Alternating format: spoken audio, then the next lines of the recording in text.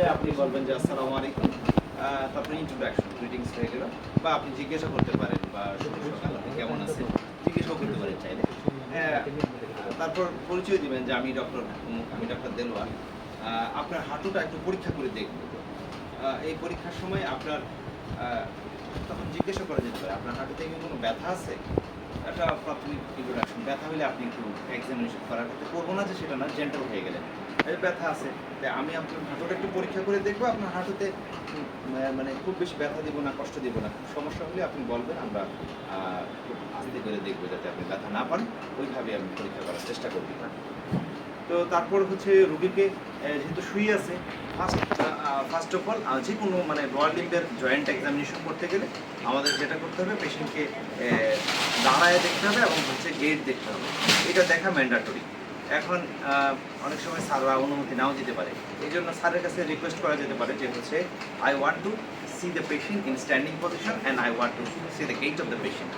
তখন স্যার যদি না অনুমতি দেয় তাহলে তো শুয়ে শুয়ে যেটুকু দেখা যায় ততটুকুই দেখতে হবে। যদি অনুমতি দেয় তাহলে পেশেন্টকে বলতে হবে বাবা আপনি একটু, বা আপনি একটু দাঁড়ান। হ্যাঁ, আবার ইয়ং পেশেন্টকে বাবা বলে আবার মাইন্ড করতে পারে, বা তো হচ্ছে সেক্ষেত্রে পেশেন্টকে দাঁড় করাইতে হবে, দাঁড় করে সামনে থেকে দেখতে হবে এবং হচ্ছে পিছন থেকে দেখতে হবে। সামনে থেকে দেখার সময় পেশেন্টকে বলতে হবে যে দুইটা পা আপনি একসাথে করে যতটুকু করা যায় একসাথে ততটুকু করে দাঁড়ান। হ্যাঁ, বা হচ্ছে অ্যাজ ইউজুয়ালি দাঁড়ান, আপনি যতটুকু পারা যায় মানে ইজিভাবে দাঁড়ান, যতটুকু কাছে পা রেখে দাঁড়ানো যায়। সেই ক্ষেত্রে আমরা হচ্ছে দেখবো যে যদি দুইটা হাঁটুর মধ্যবর্তী স্থান দূরে চলে গেছে এবং হচ্ছে এই দুইটা মিনিউলাস কাছাকাছি রাখার পরে হাঁটুর দুটো এরকম করে গেছে, তাহলে হচ্ছে জেনো ভ্যারাস ডিফর্মিটি। আর যদি দুইটা দেখা যাচ্ছে দূরে চলে গেছে, হাঁটু দুইটা দাঁড়াতে গেলে এরকম হয়ে গেছে, জেনো ভালগাস ডিফর্মিটি। যদি কখনো দেখা যায় যে একটা হাঁটু এরকম সামনের দিকে হয়ে আছে, তাহলে এটা হচ্ছে জেনো প্রোকারবেটাম ডিফর্মিটি। আর যদি দেখা যায় যে নি জয়েন্টটা পিছনের দিকে চলে গেছে, সাধারণত 10 ডিগ্রি পর্যন্ত এক্সটেনশন হতে পারে, তার চেয়ে বেশি যদি পিছনের দিকে চলে যায় তাহলে এটাকে বলে জেনো রিকারবেটাম। আরও কিছু কিছু নি জয়েন্টের ডিফর্মিটি আছে, বিশেষ করে প্যাটেলার, এগুলা না বলি, এগুলো আপনাদের লেভেলে লাগবে না। এই চারটা জানলে যথেষ্ট। এইটা দেখতে হবে এবং পিছন থেকে আমাদেরকে পেশেন্ট দাঁড়ানো অবস্থায় দেখতে হবে যে পিছনে কোনো সোয়েলিং আছে কিনা, বিশেষ করে নি জয়েন্টের পিছনে। তার কারণ হচ্ছে ওখানে বেকার সিস্ট থাকে। বেকার সিস্ট তো আমরা জানি যে এটা একটা বার্সা। এই বার্সাটা আসলে সেমি মেমব্রেনোসিসের নিচে থাকে, সবারই থাকে। যখন এটার ভিতরে ফ্লুইড কালেকশন হয়, ইনফ্লামেশন হয়, তখন এটা ডিস্টেন্ডেড হয়ে যায়, বা এটা নি জয়েন্টের সাধারণত ইনফ্লামেশন হলে এটা নি জয়েন্টের সাথে কানেক্টেডও হয়ে যায়, তখন এটার ভিতরে অনেকগুলো ফ্লুইড জমা হতে পারে, তখন অনেক বেশি ডিস্টেন্ডেড এবং চোখে খালি চোখে ভিজিবল হতে পারে, পিছন থেকে দেখা দিতে পারে। তাছাড়া যখন আমরা হাঁটতে বলবো তখন পেশেন্টের কোনো অ্যান্টালজিক গেট বা লিম্পিং হচ্ছে কিনা, খোঁড়াচ্ছে কিনা, এটা যেটা স্যার বললেন যে স্ট্যান্স স্পেসটা কম হবে। মানে স্ট্যান্স স্পেস মানে যখন হচ্ছে আমরা পা রাখি এটাকে বলে স্ট্যান্স স্পেস, আর যখন পাটা মুভমেন্টে থাকি আমরা এটাকে বলি সুইং স্পেস। তো সাধারণত স্ট্যান্স স্পেস বলতেছিল যে স্বাধীন বলতেছিল 60% অফ দ্য মুভমেন্টের হচ্ছে স্ট্যান্স স্পেস থাকে, মানে স্ট্যান্স স্পেসটাই মানে বেশি থাকে। কিন্তু পেশেন্ট যখনই পা রাখতে যায় তখনই তার ওই যে আর্থ্রাইটিস থাকার পা, কোনো নি জয়েন্ট ইনজুরি বা যে কোনো ধরনের প্যাথোলজি থাকার জন্য তার ব্যথা হয়, সেজন্য সে এটা বেশিক্ষণ রাখতে চায় না, সেটা পা শূন্যের উপর ভাসায় রাখতে চায়, অন্য পায়ের উপর বেশি নির্ভরশীল থাকতে চায়। এই জন্য দেখা যায় তার ঘুরায় ঘুরায় থাকতে একটু রেখেই তারপরে তাহলে এটাকে বলে অ্যান্টালজিক গেট। এটা দেখলেই বুঝতে পারবেন, মানে আর্থ্রাইটিস রোগীদের এরকম করে এরকম করে হাঁটে। তাহলে এটা গেল আমাদের অ্যান্টালজিক গেট। যদি পায়ের বলতে যায় সাধারণত মানে পায়ের ওই যে পাশে অ্যান্টালজিয়া হচ্ছে সেই ঘুরে হাঁটতেছে সেই পাশে আইদার তার হচ্ছে নি জয়েন্ট, হিপ জয়েন্ট অথবা অ্যাঙ্কেল জয়েন্টে কোনো প্যাথোলজি থাকতে পারে। কারণ যেহেতু এগুলা মানে weight bearing joint, weight bear করার সময় তার হচ্ছে থ্রাস্টিং হচ্ছে, স্যার যেটা দেখাচ্ছিল যে থ্রাস্টিং হয়। তাহলে গেট দেখা হয়ে গেল। এখন এই রোগীকে এমনিতে ওনার হাঁটতে একটু কষ্ট, এই জন্য আমি আর দাঁড় করাইলাম না এবং গেটও দেখলাম না, আসলে স্পেস করবো। এটা দিয়ে শুরু করবো, গেট এবং মানে প্রথমে স্ট্যান্ডিং দেন গেট।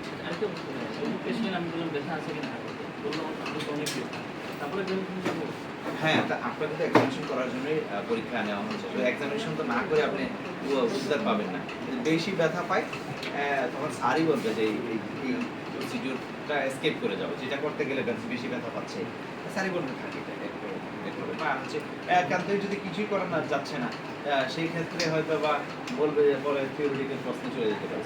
সাধারণত এরকম পেশেন্ট দেওয়া হবে না, যেটা কি খুব সিভিয়ার। হার্টের ভিতরে মোটামুটি পেশেন্ট ব্যথায় টেন্ডার হইলে ও করলে তখন হয় না এখানেও এই সেম চলবে, মানে প্রিন্সিপাল আছে যে রুগীকে যদি আমার টার্গেট থাকবে রুগীকে খুব বেশি ব্যথা দেবে না, রুগী যদি ব্যথায় চিৎকার করে দেয় তাহলে এটা এক্সামিনের জন্য ডিসক্রেডিট, তাহলে এটা সে কিন্তু নেগেটিভ পয়েন্ট পাবে, স্যাররা এটা খুব বিরক্ত হয় যে হচ্ছে বেশি ব্যথা দিচ্ছে। হ্যাঁ, তো হচ্ছে স্যার তো অবজার্ভ করতেছে, তখন হচ্ছে বেশি ব্যথা পেলে যে আমি ওই স্টেপটা এসকেপ করে যাবো। বইপত্রেও লেখা আছে, যেমন হচ্ছে যদি হচ্ছে নি জয়েন্টে খুব বেশি ব্যথা থাকে তাহলে ওই যে শেষে যে ম্যাক মুরি টেস্ট বা ম্যাক মারি টেস্ট যেটা, এটা না করার জন্য বলা হয়েছে। কারণ মানে আপনি তখন স্যারকে বলতে পারবেন joint is very tender, I cannot proceed to do the McMurray test, sir okay tell findings বা প্রসিড ফর নেক্সট স্টেপ, এরকম বলতে পারে যে এক এক স্টেপ আপনার যেটা পেইনফুল মনে হবে এটা আপনি অ্যাভয়েড করেন। এরকম কি পারমিশন দিব নাকি যে I want two examine the patient, মানে পেইনফুল নিড থাকা সত্ত্বেও এক্সামিন করতে চাই, এমন কি পারমিশন থাকবে নেওয়া লাগবে? যদি দেখেন যে আপনার একটা স্টেপ করতে যে ব্যথা খুব বেশি ব্যথা পাচ্ছে, তখন আপনি চাইলে বলতেও পারেন যে হচ্ছে যে স্যার এই স্টেপটা করতে গেলে পেশেন্ট খুব বেশি ব্যথা পেতে পারে, তাহলে আমি স্যার এটাকে অ্যাভয়েড করবো, সেটা বলতে পারেন, পারমিশন নিতে পারেন। কখনো কখনো এটা সাধারণত লাগেও না, কারণ ওটা তখন স্যারই নিজে থেকে বলে যে এইটা দরকার নেই, আগে পরীক্ষার আগে আপনার স্টেপে যাওয়ার আগে বলবে এই ব্যথা পাবে। ওকে, ঠিক আছে। দেন হচ্ছে আমাদের মানে মাসকুলোস্কেলেটাল সিস্টেম এক্সামিনেশনের মানে আপনারা যেভাবে পড়ছেন লুক, ফিল, মুভ, আমরা রিউমাটোলজিতে একটু ভিন্ন করে পড়ি। আমরা হচ্ছে লুক অ্যান্ড ফিল, মানে লুকের ভিতরে আমরা পড়ি ইন্সপেকশন, আর ফিল মানে তো পালপেশন আর কি। ইন্সপেকশনের ভিতরে দুইটা step, inspection on rest, inspection during movement. পালপেশনে একই, palpation at rest, palpation during movement, ওগুলোও করি। তো এখন মনে করেন যে স্যার আপনাকে যেটা বললো যে এক্সামিন দ্য নি জয়েন্ট অফ দিস পেশেন্ট, বা একটা সিলেক্টিভে করে দিল এক্সামিন দ্য রাইট নি জয়েন্ট অফ দিস পেশেন্ট, সেক্ষেত্রে কিন্তু আমাদেরকে এক্সপোজ করতে হবে দুইটা নি জয়েন্টকে কম্পেয়ার করার জন্য, এবং দুইটাই এক্সামিন আইডিয়ালি দুইটাই করা উচিত। সময়ের স্বল্পতার জন্য অনেক সময় হয়তো বা পুরো দুইটা করা কমপ্লিট করা কঠিন হয়ে যায়, সেই ক্ষেত্রে আপনি কিছু স্টেপ স্কিপ করতে পারেন, কিছু স্টেপ কিন্তু দুইটার ক্ষেত্রেই কম্পেয়ার করে দেখতে হবে। তো সেই ক্ষেত্রে আমি আপনার হাঁটুটা একটু পরীক্ষা করে দেখবো, হ্যাঁ একটু খুলে দেখতেছি হাঁটুটা। সেক্ষেত্রে আমরা লুঙ্গি পরা থাকলে পেশেন্টের সুবিধা, অথবা ট্রাউজার পরা থাকলে সুবিধা, সেক্ষেত্রে আমরা হচ্ছে মিড থাই পর্যন্ত এক্সপোজ নি জয়েন্ট থেকে মিড থাই পর্যন্ত আমরা ইজিলি এক্সপোজ করতে পারি। এখন রোগীর হাতে এটা ধরাই দিতে পারি যাতে হচ্ছে যদি সাইড কাপড় সরে না যায়। সেক্ষেত্রে আমরা হচ্ছে ইন্সপেকশনের সময় যেটা স্যার বলতেছিল যে হচ্ছে আমাদের আলহামদুলিল্লাহ স্যারই পছন্দ করে ডোন্ট টাচ স্যার বলবে, কিন্তু এখন টাচ না করে যতটুকু করা যায়, তবে ইন্সপেকশনের সময় একটা স্টেপে টাচ আছে, এটা বলবো। ভিন্ন ভিন্ন মতামত আছে, আচ্ছা যাই হোক। এখন প্রথমে ইন্সপেকশনে আমাদের যে জিনিসটা দেখতে হবে, প্রথমেই কোনো আমরা যদি জয়েন্টের উপরে দেখতে চাই, কোনো উপরে প্রথমে তাকাই দেখবো জয়েন্টে কোনো ভিজিবল কোনো ডিফর্মিটি আছে কিনা, তাকাইলেই তো বোঝা যাবে যে কোনো ডিফর্মিটি বলতে এখানে সোয়েলিং থাকতে পারে, জেনারেলাইজ সোয়েলিং থাকতে পারে, পুরো জয়েন্টটাই ফুলে আসে জয়েন্টের উপরে, অথবা কোনো একটা অংশ বিশেষ ফুলে আসে, সেটা সে কোনো একটা লোকালাইজ সোয়েলিং হতে পারে, সেই সোয়েলিংটা লোবিউলার হতে পারে বা অনেকটা লিনিয়ার হতে পারে, মানে লোবিউলার যদি একটা এক পাশে বার্সা ফুলে আসে তাহলে বার্সাইটিসের কারণে একটা গ্লোবিউলার সোয়েলিং হতে পারে, অথবা কোনো টেন্ডন বা লিগামেন্ট টেন্ডনের মানে ইনফ্লামেশনের কারণে টেন্ডন বড় হয়ে ইনফ্লামেশন ফুলে আসে, এটাতে লিনিয়ার হতে পারে। আর যদি পুরোটা জয়ে ফুলে আসে তাহলে বোঝা যাবে যে জয়েন্টের মানে ইটসেলফের জয়েন্টের যে আর্থ্রাইটিস, এটার ভিতরে ইনফিউশন হয়ে ফুলতে পারে একেবারে জেনারেলাইজ সোয়েলিং হতে হয় দুটো কারণে, একটা হচ্ছে ইনফিউশন হয়ে, আর একটা সাইনোভিয়াল হাইপারট্রফি হয়ে। সাইনোভিয়াল হাইপারট্রফি হয়েও কিন্তু একেবারে পুরো জয়েন্ট ফুলে যেতে পারে, মানে অনেক দিনের যদি ক্রনিক সাইনোভাইটিস হয়, যেগুলোতে এক্সটেন্সিভ সাইনোভাইটিস হয়, ওগুলোতে পুরো জয়েন্ট ফুলে যেতে পারে। তাহলে এরকম যদি জয়েন্টের ডিফর্মিটি পাইছি কিনা, তাছাড়া উপরে ওভারলাইং স্কিনের কোনো রেডনেস আছে কিনা এবং স্কিনের উপরে কোনো স্কার মার্ক আছে কিনা, এগুলা গুরুত্বপূর্ণ। তাছাড়া জয়েন্টের আশেপাশে একটু দেখতে হবে, জয়েন্টের উপরের দিকে কোনো ওয়েস্টিং, বিশেষ করে এই পেশেন্টের ইন্সপেকশনে যদি আমরা দেখি যে হচ্ছে মানে কোয়াড্রিসেপস মাসল ওয়েস্টিং আছে। সবার আগে কোয়াড্রিসেপসের ভাস্টাস মিডিয়ালিসটা ওয়েস্টিং, যে ওনার কিন্তু মিডিয়াল সাইডে ওয়েস্টিং হয়েছে। এই ভাস্টাস মিডিয়ালিস ওয়েস্টিংটা ইন্ডিকেট করে হচ্ছে এটা ডিজিউস অ্যাট্রোফি, উনি ভালো এটা ইউজ করতে পারেন নাই পায়ের, সেটা জয়েন্টের কারণে হোক অথবা নিউরোলজিক্যাল কারণে হোক, সবার আগে সাধারণত ভাস্টাস মিডিয়ালিসকে ধরে যদি নেগেটিভিটি কমায় দেয় আর কি। ডিজিউস অ্যাট্রোফিটা সবার আগে ভাস্টাস মিডিয়ালিস, ওনার কিন্তু দুই পাশে বাইলেটারাল ভাস্টাস মিডিয়ালিস ওয়েস্টিং আছে সিগনিফিক্যান্ট, এটা দেখেই বোঝা যাচ্ছে। তাছাড়া আমাদেরকে উপরে যদি আর কোনো প্যাথোলজি আমরা এরকমভাবে ডিফিনিট প্যাথোলজি না দেখি, সেই ক্ষেত্রে আমাকে বলতে হবে আপনি হাঁটুটা একটা ধরে রাখেন, আপনি হাঁটুটা একটু করে একটু ভাঁজ করেন, তো একটু ভাঁজ করেন, হ্যাঁ একটু ভাঁজ করলে আমরা নিচ থেকে আমরা দেখে নিতে পারবো যে নিচে কোনো আরেকটু মেলে দেয় এদিকে পাতা, হ্যাঁ আমরা নিচে দেখে নেবো কোনো পপলিডিয়াল সিস্ট আছে কিনা, ব্যাকার সিস্ট আছে কিনা, নিচের দিকে কোনো প্যাথোলজি আছে কিনা ওখানে। আবার স্কিনের উপরে যদি যে কোনো ধরনের আলসার বা কোনো লেশন থাকে, এগুলো তো বর্ণনা দিতেই হবে।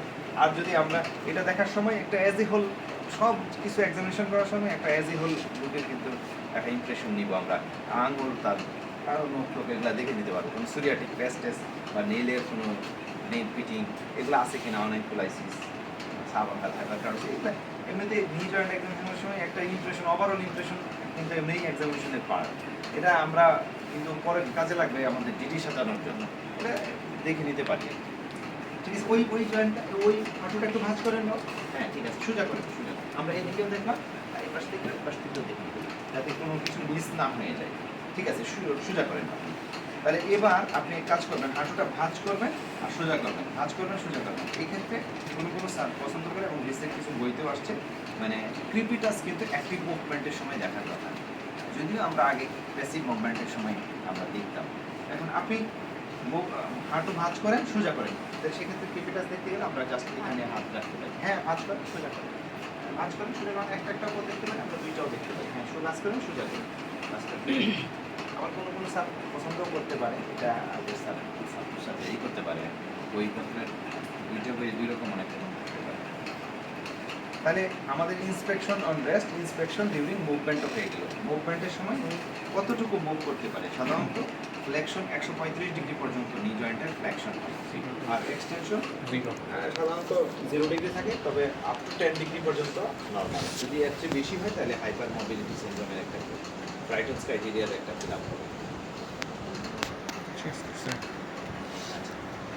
নি জয়েন্টে আমরা দেখি আর হচ্ছে এখন মুভমেন্ট আমরা দেখে নিলাম, যদিও নি জয়েন্টে একটু কন্ডিশনাল রোটেশন হয়, এটা এই রোটেশনটা রোগীরা নিজেরা করতে পারে না, এই জন্য অ্যাক্টিভ মুভমেন্টের সময় রোটেশন দেখার সুযোগ নেই। আমরা পেসিভ মুভমেন্টও সাধারণত রোটেশন দেখি না, এটা পেসিভ মুভমেন্ট করার সময় আমরা দেখি। আচ্ছা, এখন ইন্সপেকশন শেষ হয়ে গেল, এইবার পালপেশন। পালপেশনের শুরুতে আমাদেরকে প্রথমে যে জিনিস দেখতে হবে, এটা মনে রাখার জন্য অনেকভাবে মনে